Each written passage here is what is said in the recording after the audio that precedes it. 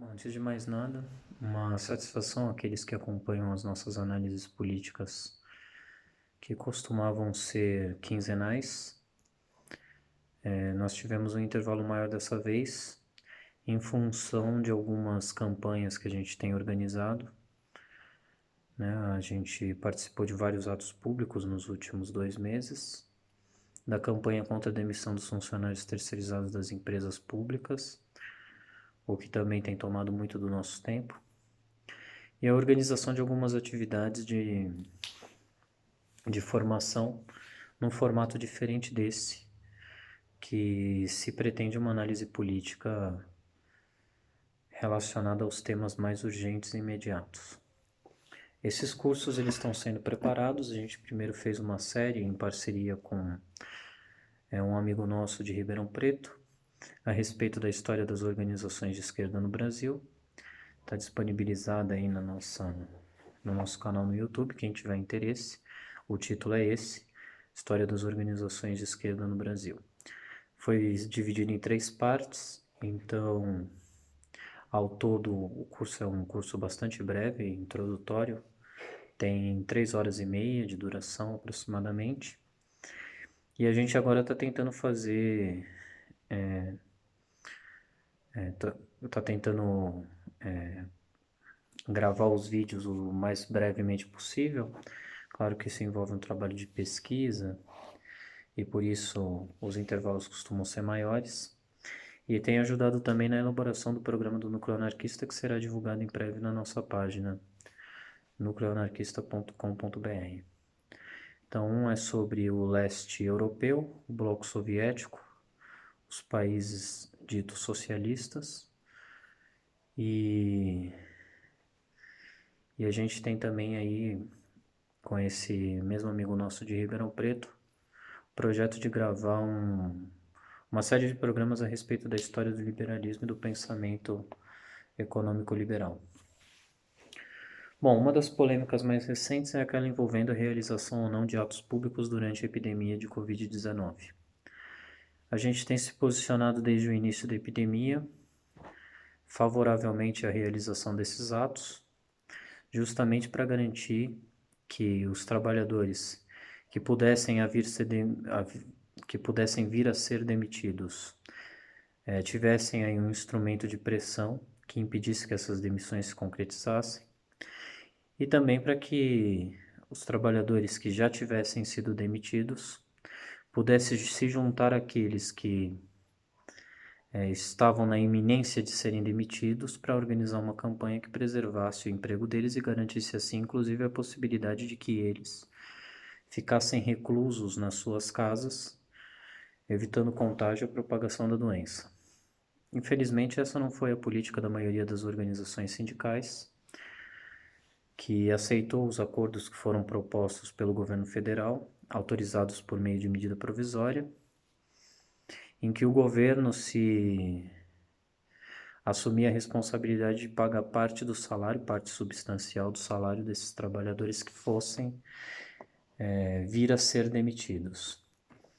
As empresas se aproveitaram disso, especialmente o setor industrial, e reduziram a jornada de muitos dos seus funcionários, os mantiveram trabalhando sem ter que pagar mais do que 30% do seu salário. Isso variava de acordo com a receita líquida da empresa, mas em geral era isso. 30% do salário e o resto era complementado pelo governo federal. E esses trabalhadores continuaram a trabalhar 5 dias por semana ou mais, a depender da escala previamente estipulada nos contratos de trabalho, e não representou salvaguarda nenhuma para esses trabalhadores no que diz respeito à crise sanitária. Por isso nós éramos muito críticos a isso, e mais do que isso, havia uma outra razão fundamental, uma razão econômica, porque o Estado pagava grande parte do salário desses trabalhadores para garantir os vínculos empregatícios, o que poderia ser feito de outra maneira, sem onerar o Estado, e mais do que isso, não havia contrapartida nenhuma ao Estado, e a garantia dos empregos era também meramente formal. né, o prazo era muito curto, e a possibilidade de demissão vai fazer com que grande parte desses funcionários sejam demitidos se não houver uma recuperação econômica. Em vários setores não há no horizonte a expectativa de que haja uma recuperação desses setores e da lucratividade deles. Então, muitos desses trabalhadores serão demitidos. Há experiências feitas em outros países que nos permitem dizer, sem, sem ter que recorrer a nada imaginário ou idealizado, que era perfeitamente possível fazer de uma maneira muito mais econômica para o Estado e que garantisse uma estabilidade muito maior para o trabalhador. Mas o governo federal não teve interesse em fazer isso. Não teve interesse, o ministro da Economia diz, sempre que tem oportunidade, quais são as razões pelas quais ele não quer fazer isso. Todo o seu projeto econômico se baseia na expectativa de que haja investimentos massivos feitos pelos capitalistas de dentro e de fora do país, desde que se ofereça a esses capitalistas algumas contrapartidas. E a principal delas é a redução do salário, a redução das garantias legais inscritas até então na legislação brasileira. E mesmo que fosse bem sucedido, que o capital fosse atraído por essas condições, para o trabalhador em geral isso não significaria necessariamente uma melhora. Pelo contrário, em geral significaria uma piora das suas condições de vida. Os modelos que o ministro da Economia, Paulo Guedes Nunes, sempre apresenta são modelos irreais, ilusórios. Ele destaca sempre a variável da interferência maior ou menor do Estado na economia para dizer que uma economia foi ou não bem-sucedida, aumentou a sua capacidade produtiva, diversificou a sua indústria, etc. Desconsiderando variáveis que fazem uma enorme diferença histórica no desenvolvimento maior ou menor dessas economias que ele cita como exemplo. Mas, mesmo que nós desconsiderássemos tudo isso, que não pode ser desconsiderado por alguém que queira analisar exemplos históricos de políticas econômicas que foram adotadas, mas mesmo se nós desconsiderássemos, nós veríamos que o salário mínimo, por exemplo, nos Estados Unidos, ele é menor do que o salário mínimo dos Estados Unidos, claro, desconsiderando o efeito inflacionário, de 1960. Quer dizer, há uma redução proporcional do salário mínimo e os níveis de desemprego têm aumentado agora com uma contribuição generosa da epidemia e da desaceleração econômica que é mundial e é inevitável nesse momento. E as respostas que poderiam ser dadas não têm sido dadas. Na verdade, o governo e a área econômica do governo federal estão acéfalas nesse momento. Eu vi uma entrevista recentemente concedida pelo Paulo Guedes à Associação Brasileira de Infraestrutura e Indústrias de Base, e que foi mediada pelo Britaldo Soares, né, presidente do Conselho Administrativo dessa associação, em que eles elogiavam a iniciativa do governo de abrir as portas do mercado do tratamento de esgoto e água à iniciativa privada. E o cenário descrito pelo Paulo Guedes é um cenário totalmente fantasioso, né? Como se a economia brasileira estivesse nesses 2 anos aí de governo Bolsonaro, caminhando da maneira mais próspera que o Brasil já conheceu. E é claro que isso é totalmente irreal. Ele apresenta alguns dados a respeito do comércio, do comércio entre empresas, etc., para minimizar o efeito do desaquecimento econômico. Cita alguns setores que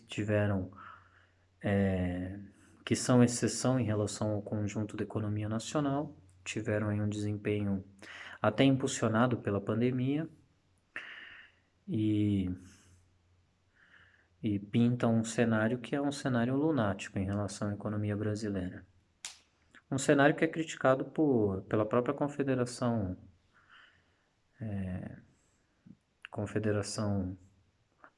Conselho Federal de Economia, o CONFECON. O presidente do CONFECON, Antônio Correia de Lacerda, deu uma entrevista recentemente falando a respeito dos indicadores econômicos nacionais, falando da possibilidade de que nós tenhamos aí um decréscimo de 2 dígitos do PIB nacional. E, bom, isso seria automaticamente lançar aí na miséria uma quantidade enorme de pessoas e desempregar uma quantidade enorme de pessoas também. O que falta,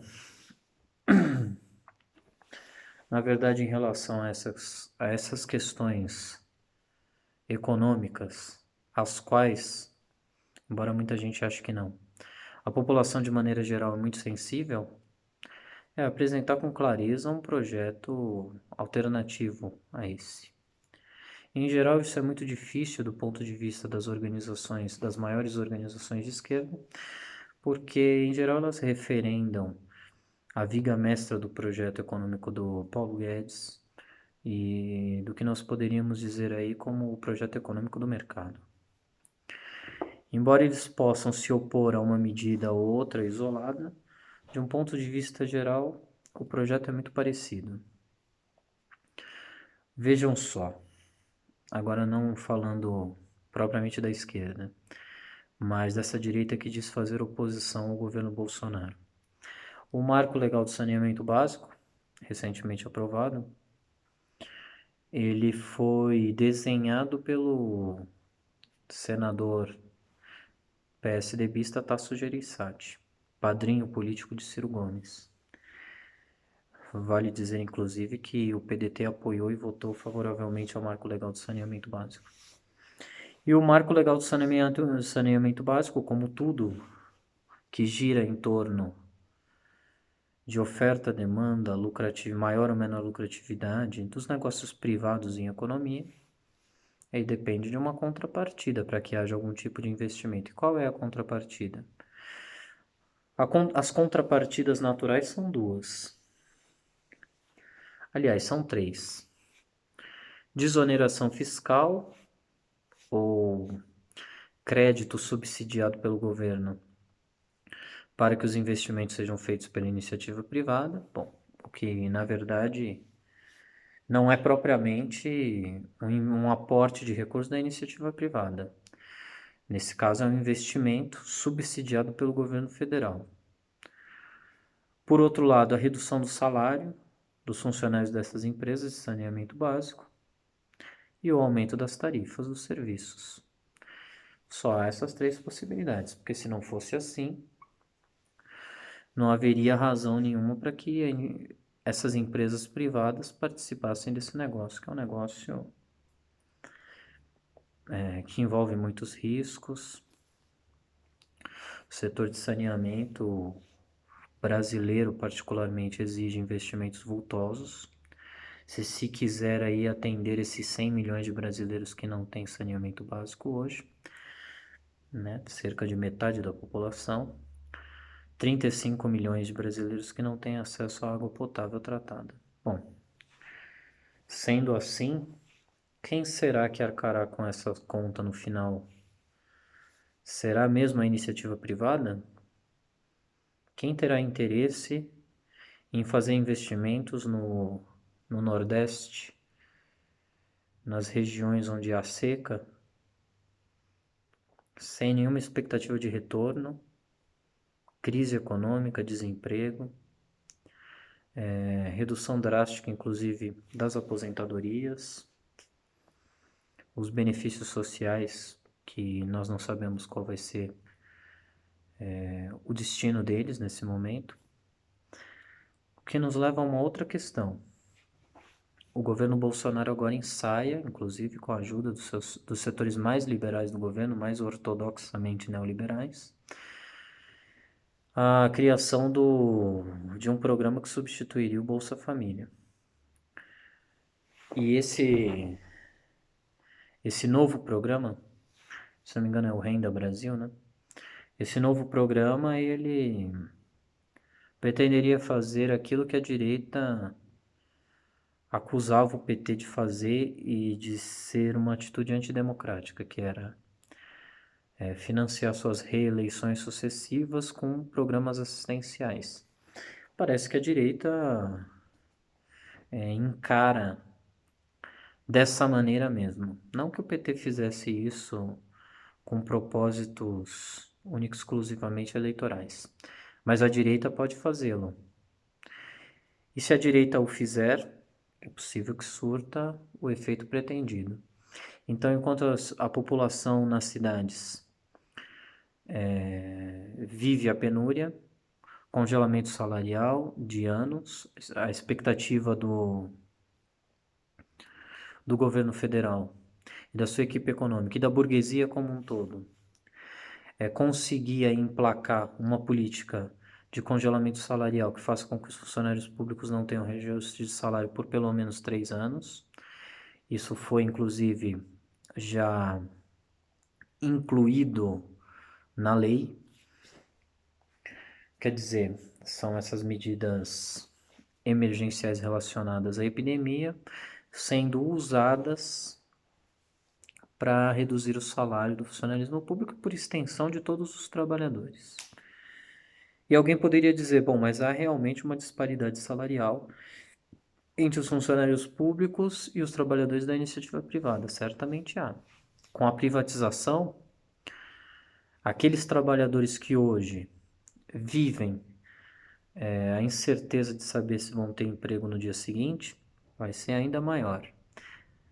E resolver essas disparidades, rebaixando o salário de todo mundo, na verdade, também é uma solução muito ruim para todos. É preciso combater essas disparidades, é preciso diminuí-las, reduzi-las, eliminá-las quando possível. Mas se nós o fazemos sacrificando todos, então nós seremos solidários no martírio, o martírio de todos. E isso realmente não é solução para nada. As discussões eleitorais que já se iniciaram, porque os candidatos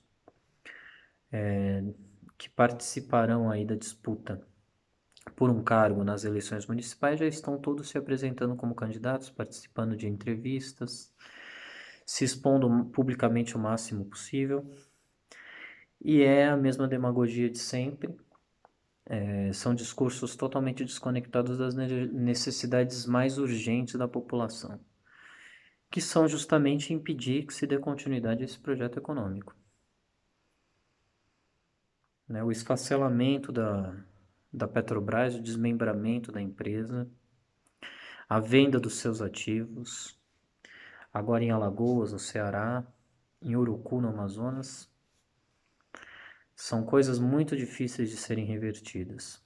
Só poderão ser revertidas no marco de uma luta popular muito grande. Mas esses assuntos são desconsiderados praticamente por todos. Aqui em São Paulo, os candidatos a prefeito falam muito de assuntos secundários e deixam de lado as questões mais importantes e mais urgentes. O candidato do PT, o Gilmar Tato, ele agora tem usado aí como mote da sua campanha a proposta de tarifa zero.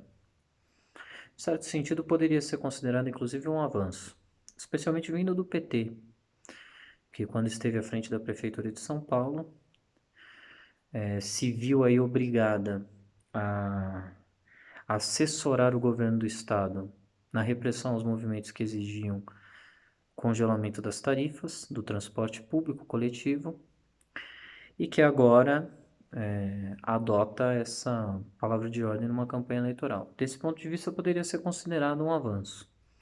Agora, se nós olharmos aí para o número de mortos, para os novos horizontes que o governo federal quer abrir, mudando, por exemplo, na Petrobras, o modelo de partilha para o modelo de concessão, ou seja, privatizar no nível ainda mais intenso os recursos petrolíferos nacionais.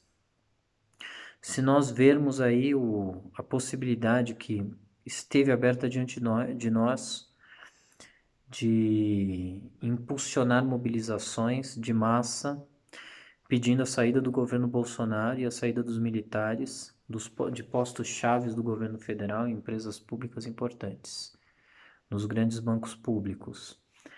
Se nós vermos que essas possibilidades estão sendo aí escanteadas em função dessa campanha eleitoral, então o que está sendo feito não passa de pura demagogia.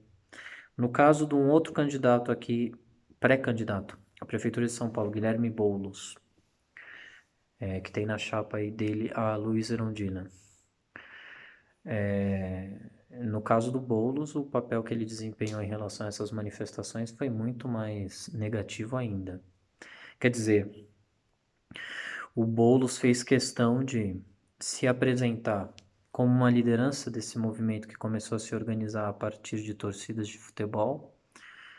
Ele caiu de paraquedas dentro do movimento, ele sempre se posicionou contrariamente à organização de atividades públicas durante a pandemia, e ele entrou no movimento simplesmente para criar divisões internas, para evitar que os confrontos entre os apoiadores do governo Bolsonaro e os que pediam a sua saída imediata não ganhassem proporções maiores, e ele fez aquilo que ele tinha feito no dia seguinte à eleição de Bolsonaro, que foi reconhecer a legitimidade do governo e dizer à população que era preciso que ela fizesse o mesmo. Dessa maneira, essa é a tese, pelo menos é assim que nós interpretamos essa tese que ele apresentou por diversas vezes, não só ele, mas o pessoal de maneira geral, e outros setores também da esquerda, que nós colocaríamos em risco a democracia se nós denunciássemos as manobras que levaram o governo Bolsonaro ao poder e as manobras que ele tem usado no poder para pressionar tribunais de justiça, para nomear superintendentes da Polícia Federal, para obstruir o andamento da justiça, para criminalizar as atividades políticas da classe operária, etc. Bom, se esse era o objetivo, a gente tem que dizer que esse objetivo, ele, quer dizer, impedir aí o sossobro do que restava de legalidade nas instituições, não, o que se conseguiu foi o efeito oposto desse. Quer dizer, a política foi um fracasso total. E eles continuam investindo nessa mesma política. Uma política de alianças com a direita, né? O Guilherme Boulos participou, inclusive, de um ato virtual com todo Bruno Araújo, o presidente do PSDB, Luciano Huck, que é um dos candidatos que a Globo tem tentado apresentar aí,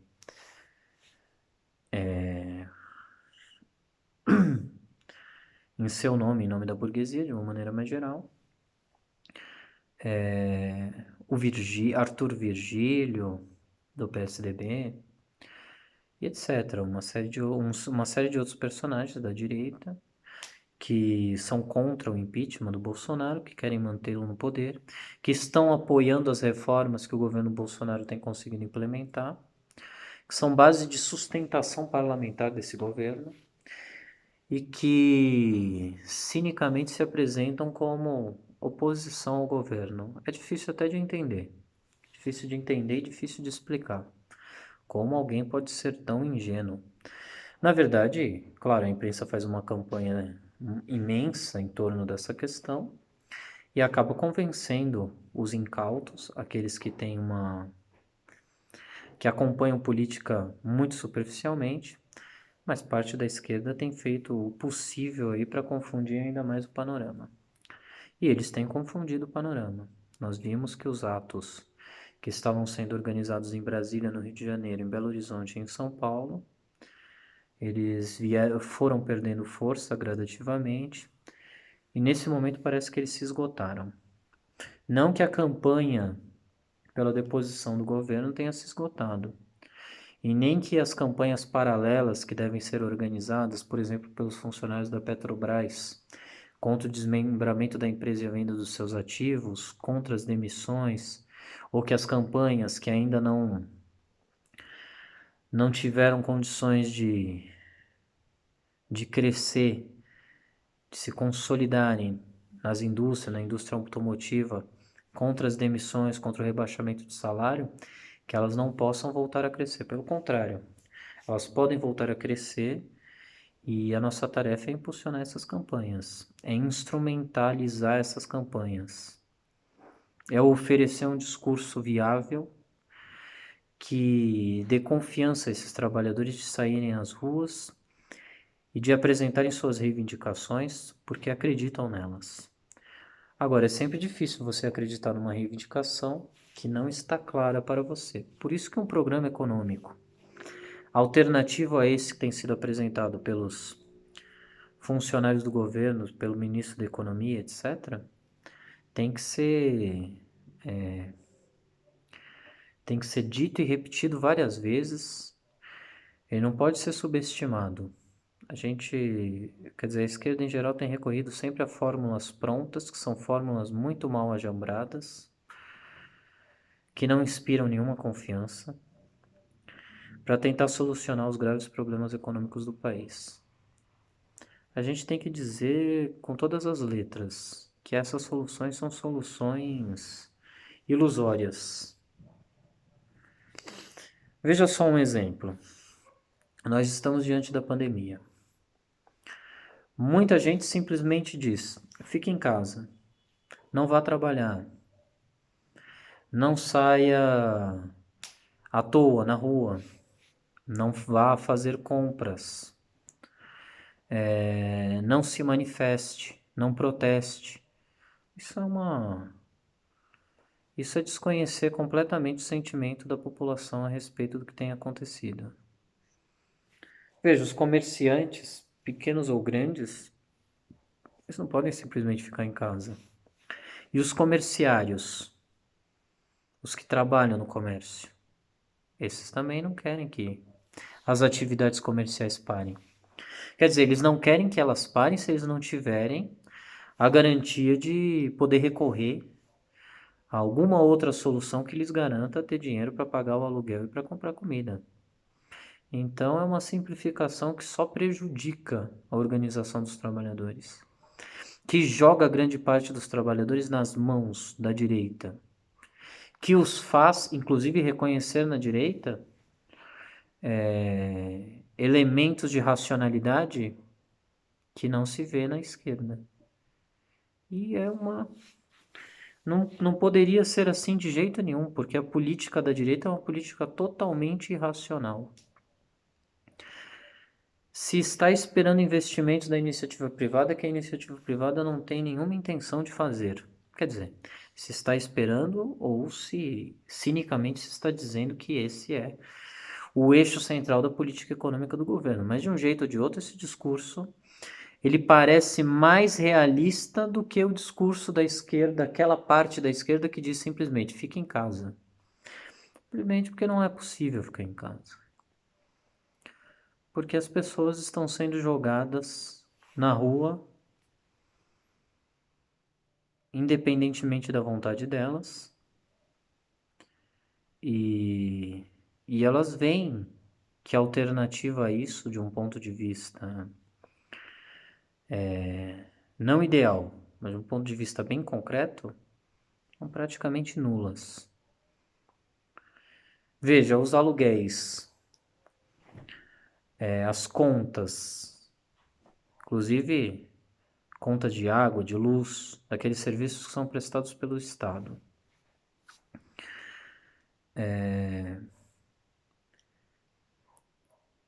A conta do supermercado, dos mantimentos, da comida, do alimento.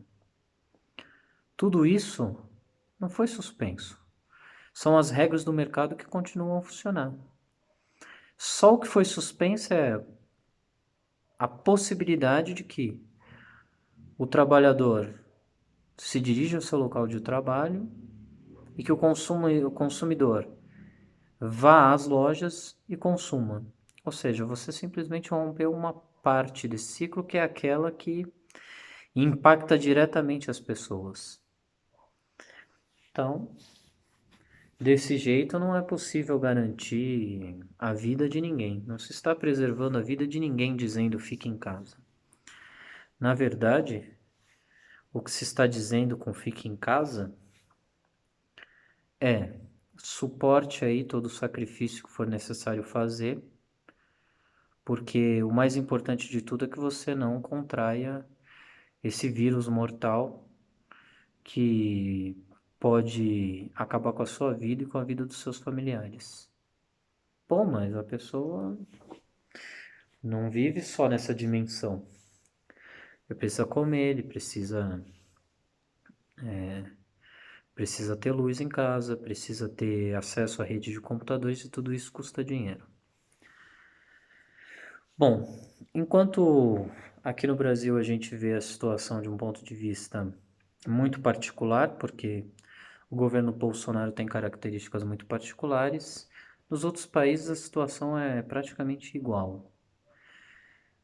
Por isso o risco de ver a personalidade de um político, de um presidente, de alguém que exerce o poder, etc., como o fator determinante da situação, é em grande medida falso e a gente tem que dizer isso com todas as letras. Na Inglaterra, recentemente, aí a final de um torneio de futebol, a gente viu em Liverpool toda a população, nossa, milhares e milhares de pessoas saindo às ruas para comemorar o título e ninguém usando máscara. Quando liberaram acesso às praias na Inglaterra, a polícia teve que intervir para tentar impedir que a concentração de pessoas fosse grande como acabou sendo. Quer dizer, isso daí não é um perfil psicológico do brasileiro e nem é uma característica que esteja diretamente relacionada somente ou principalmente com a liderança política do país. Não, não é só isso. Há muito mais coisas envolvidas e a gente tem que alertar as pessoas para o erro de fazer um juízo que tenha, sei lá, relação principalmente com a etnia ou a cultura de um determinado povo, simplesmente porque isso é incorreto.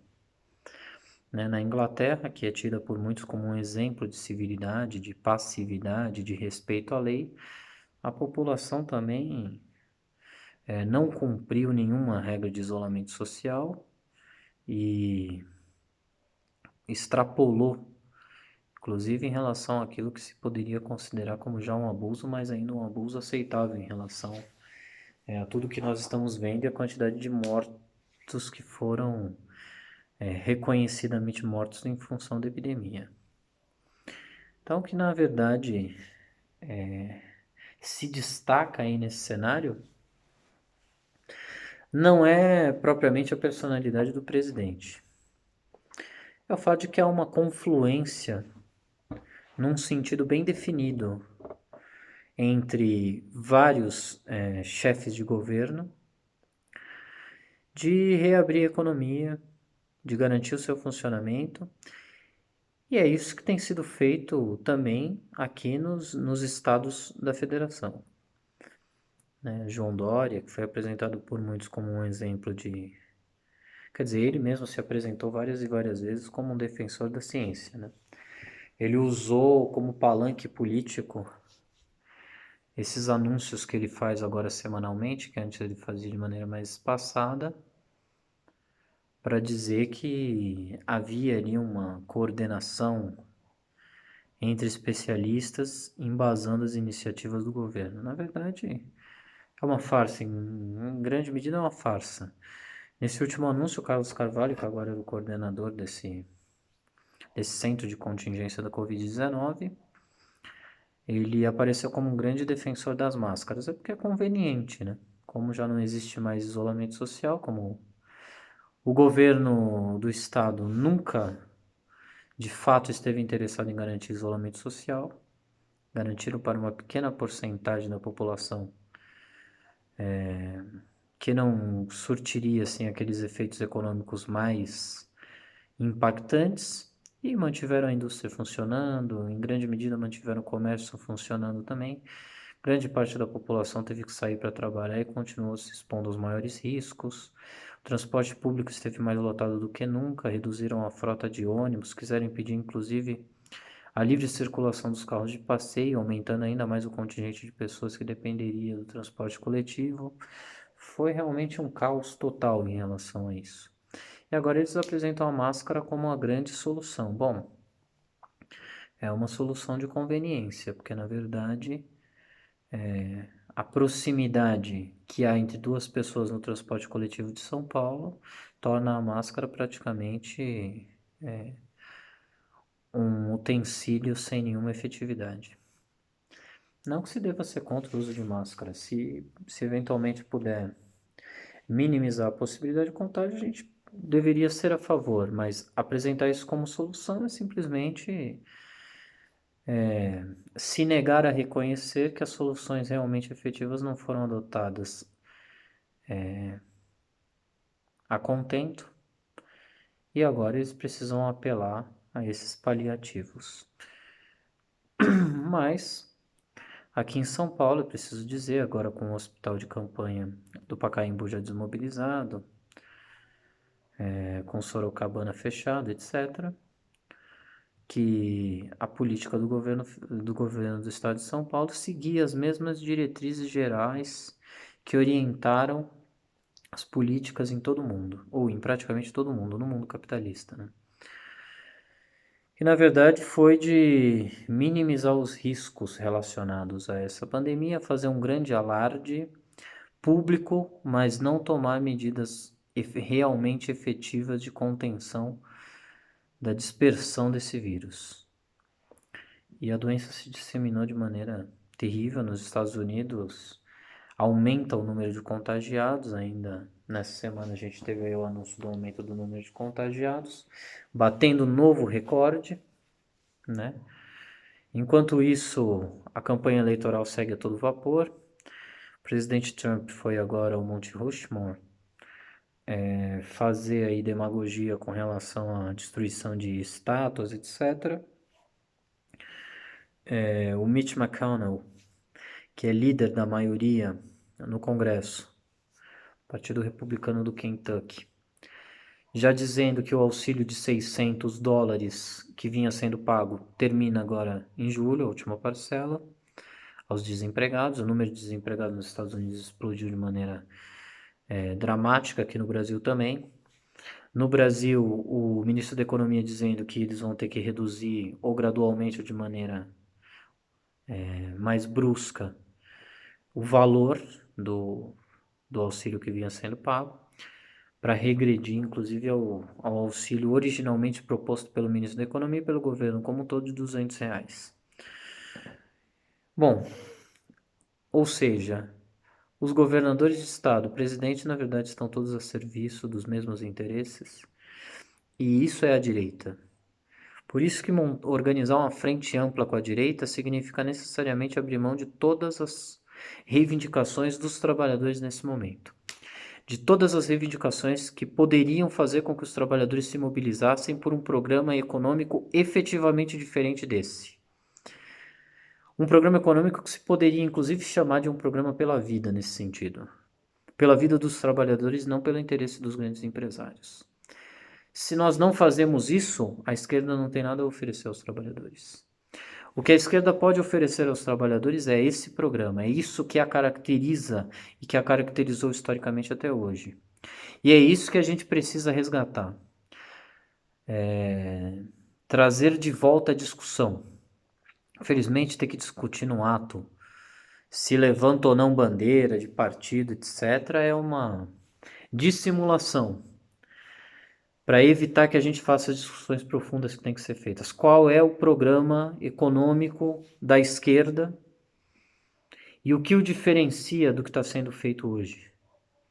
Quer dizer, a garantia do emprego, a garantia do investimento público, em saneamento básico, em eletricidade, na geração de energia, na oferta de alimentos, na oferta de transporte público gratuito a toda a população.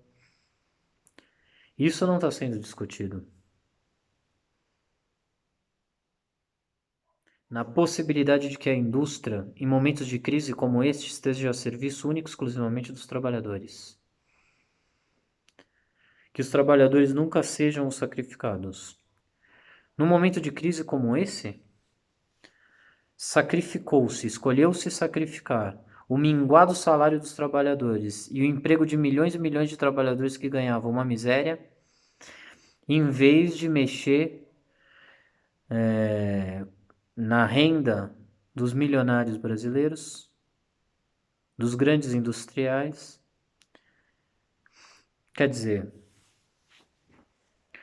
os interesses defendidos nesse caso são os interesses abstratos do direito de propriedade, do direito ilimitado de propriedade, um direito absurdo, porque é um direito de propriedade em que só uma parcela pequena da população tem alguma propriedade.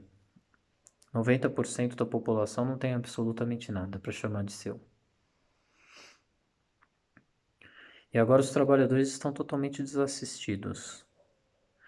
Quer dizer, a esquerda poderia ter oferecido aos trabalhadores o seu apoio efetivo em campanhas que garantissem o emprego desses trabalhadores, fosse como fosse, independentemente de quaisquer considerações.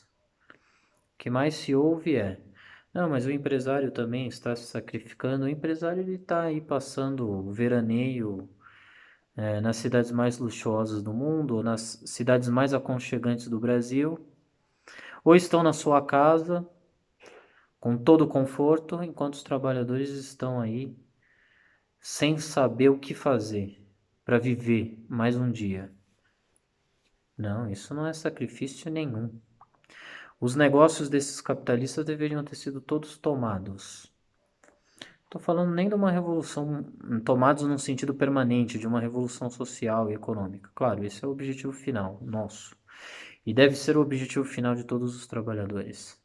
Mas provisoriamente, enquanto durasse a epidemia, era a única coisa razoável que se poderia fazer. Garantir o funcionamento das indústrias essenciais, verdadeiramente essenciais, com o mínimo possível de trabalhadores, mas garantir renda a todos eles. Suspender o pagamento de aluguel, de conta de água, de conta de luz. É claro, agora que a água e tratamento de esgoto serão aí privatizados, mais um setor da economia estará entregue aos capitalistas. E é claro, os trabalhadores não podem esperar nenhum tipo de solidariedade ou de compaixão desses capitalistas. Deveria poder esperar das organizações que se dizem representativas dos interesses dos trabalhadores. Infelizmente, a maior parte delas tem se negado a representar esses interesses de maneira verdadeira.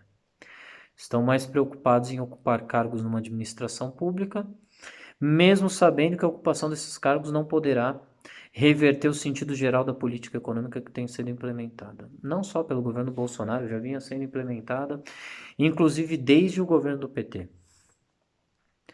Por último, polêmica em que nós nos envolvemos, porque fomos obrigados a nos envolver, em relação aos atos contra o Bolsonaro aqui em São Paulo. Gente do PSOL, que tem ligações com a Gaviões da Fiel Torcida, entraram no ato e quiseram dar ao ato um caráter quase de continuidade da campanha que vinha sendo feita pela Folha de São Paulo, de transformar esses atos em atos a favor da democracia, que na verdade no sentido amplo é uma palavra de ordem genérica e vazia, que não significa absolutamente nada. Porque se a Folha de São Paulo e a Globo, que apoiaram a ditadura militar, que apenas por conveniência recentemente reconheceram que erraram ao apoiar a ditadura militar, se esses órgãos que depois, incorrendo novamente no mesmo erro, fizeram uma campanha contra a esquerda e contra o PT, criminalizaram Lula, impediram ele de concorrer às eleições, abriram espaço para a eleição de Bolsonaro, se eles são os representantes da democracia agora, privatizando a água, provavelmente condenando milhões e milhões de brasileiros a não ter água potável para consumir, ou a gastar o pouco que tem pagando por essa água. Se eles são a democracia, se esses que vazaram as escutas telefônicas ilegais do ministro Sérgio Moro para condenar Lula, ou para impedir que ele fosse nomeado chefe da Casa Civil durante o governo de Dilma Rousseff, para que ela fosse destituída com maior facilidade. E que depois não divulgaram, como a Globo não divulgou, as conversas em redes sociais entre os procuradores da Lava Jato que mostravam a ligação desses procuradores da Lava Jato, como aconteceu agora recentemente, com o FBI, com a CIA, com os órgãos de inteligência do governo norte-americano, então democracia não significa absolutamente nada. Se defender a democracia é defender a continuidade do governo Bolsonaro, que ameaça constantemente todos aqueles que querem incriminar com provas robustas membros da família Bolsonaro ou membros do governo, ou que isentam, perdoam crimes cometidos por ministros de Estado, como o Onyx Lorenzoni, que o Sérgio Moro anistiou de maneira ilegal. Se isso é democracia, então democracia não significa absolutamente nada. E mais do que isso, esses militantes ligados a Gaviões da Fiel e ao PSOL, não estou dizendo que todos ligados a Gaviões da Fiel, alguns que praticamente se apoderaram dos atos de rua aqui em São Paulo. Eles queriam obrigar as organizações que quisessem participar dos atos contra o Bolsonaro a abaixarem suas bandeiras e a não usarem seus símbolos políticos. Bom, isso é um absurdo, isso não pode ser aceito de jeito nenhum. Então nós dizemos àqueles que acham que nós só podemos participar de atos seguindo essas regras convencionadas por esses grupos que não nos chamaram o núcleo anarquista para participar de nenhuma reunião. E não chamaram muitos outros militantes independentes ou de outras organizações. Nós dissemos a eles, nós não vamos aceitar nenhum tipo de imposição, nós vamos às ruas pedir a deposição do governo Bolsonaro como temos feito desde a sua eleição. E ninguém nos impedirá de fazer isso. Só nos impedirá nos matando. Não há nenhum outro meio. Nós não vamos nos intimidar de maneira nenhuma. Nós soubemos que eles foram encontrar de noite, já de noite, na sede de um partido, alguém com quem eles tinham uma desavença. Isso é inadmissível. Se nós fôssemos à casa de alguém de noite, sem sermos convidados, sem sermos amigos dessa pessoa, isso seria uma tentativa de intimidação e nós não podemos tolerar isso de maneira nenhuma. Isso nós rechaçamos essa atitude de maneira peremptória e nós queremos dizer que nós seremos solidários até o último minuto com qualquer um que seja intimidado dentro dos atos. Todo mundo é livre para falar tudo que quiser nesses atos, claro, desde que convirja com a luta contra Bolsonaro, porque foi para isso que os atos foram chamados, a luta contra os fascistas e a luta contra a direita. Quem estiver nesse terreno pode falar o que quiser e pode levantar a bandeira que quiser. Podemos discordar, importante inclusive que o microfone esteja aberto para todos aqueles que queiram falar. Senão não temos medo nenhum da democracia, né? Da liberdade de fala, do debate político aberto. Nós queremos fazer o debate político aberto. Por isso é preciso que todos possam expor os seus pontos de vista. E aí a gente discorda ou concorda com esses pontos de vista e tenta orientar politicamente os atos de acordo com aqueles pontos de vista que nesse debate tiverem prevalecido. É a única maneira de fazer as coisas de maneira democrática e a gente vai lutar por isso, porque se a gente deixa de lutar por isso, não faz sentido a nossa participação em nenhum movimento. Se a gente só pode ir lá, participar de um ato, de um movimento, se a gente tiver total acordo com aqueles que se dizem organizadores do ato, seja por terem uma máquina partidária do seu lado, seja por terem inclusive deputados que alimentam essa máquina partidária, então isso significa que nós não somos livres para nada, só somos livres enquanto concordamos com eles. Não, os atos são contra o que se passou a chamar de fascismo na política brasileira, que são as atitudes do presidente Bolsonaro. Que são as atitudes dos seus apoiadores que saem às ruas, que agridem, como fizeram várias vezes, manifestantes de esquerda, que espancam pessoas por estarem usando roupas vermelhas, etc, etc. E é preciso impedir que isso continue a acontecer. Esse é o espírito dos atos. E a gente espera que ele seja preservado. Muito obrigado. Quem tiver interesse, por favor, entre em contato com a gente. Os nossos endereços aí aparecem na descrição do vídeo.